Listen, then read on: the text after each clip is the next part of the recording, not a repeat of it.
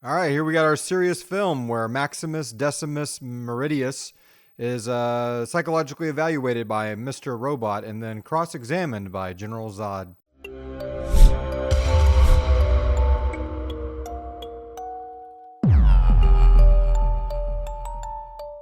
Nuremberg, 2025 by James Vanderbilt. Not really that familiar with him. I think he was like a writer on some of the Scream movies. I would say that this is a very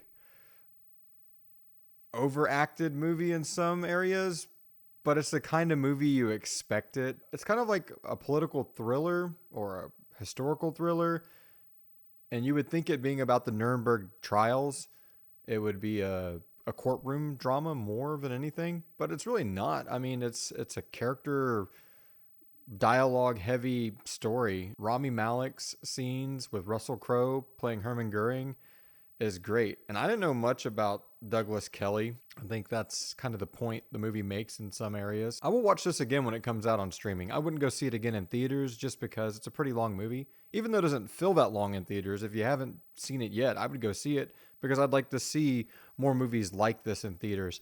But I don't think it's like an Avatar, let's go watch it 5 different times popcorn spectacle. But it is a damn good movie, and it did look really good on the big screen. I don't know what the budget for this was. I haven't looked any of that up. But if it's a low budget movie, they did a lot with it. I mean, the sets look phenomenal. I saw some footage from the Holocaust in it that I don't remember seeing before in documentaries and stuff growing up. And it's gut wrenching, man. And you get to see it through the scope of these characters that we learn about along the way. I haven't done a lot of historical research on it, but there is a translator character with Leo Woodall playing him, and I don't know if he's real. There's this reporter that Rami Malek's character meets on the train in the beginning. Douglas meets on the train in the beginning.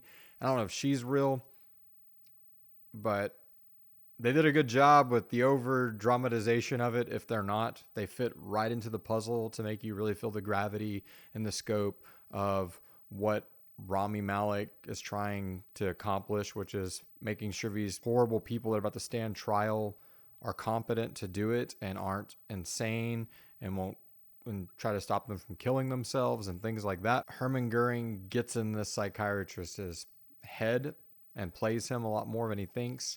And how that unfolds is worth seeing. It's very well written, very well paced. Like I said, it didn't feel like a 2.5 hour movie to me. The score's got that tick, tick, tick, tick, tick, tick, tick, tick, tick, like when they're transitioning between scenes where it's just low percussion, makes it feel really tense. And I like that. It was really cool to see Russell Crowe back on the big screen. I mean, I know he's done Exorcist movies and a few other things lately, but this was a damn good job by him. I mean, he really nailed Herman Goering.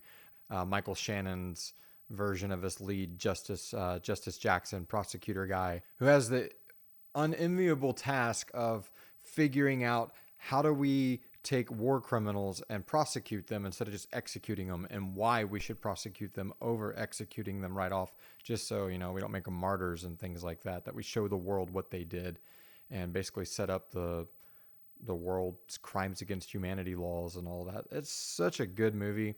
I would go see it if it's playing in a theater near you. I think it's wide release. I'm not sure if it's limited release, but I saw the trailer for it before, I think Shelby Oaks. And as soon as I saw it, I was like, dude, I'm in. Russell Crowe playing Herman Goering, Rami Malek, fucking Michael Shannon, and Colin Hanks. Like all these people in this, it's like an ensemble dream cast here, and they really all pull it off, whether they're playing major parts or minor parts. I would definitely give this movie an A. Finally, we are out of the B's.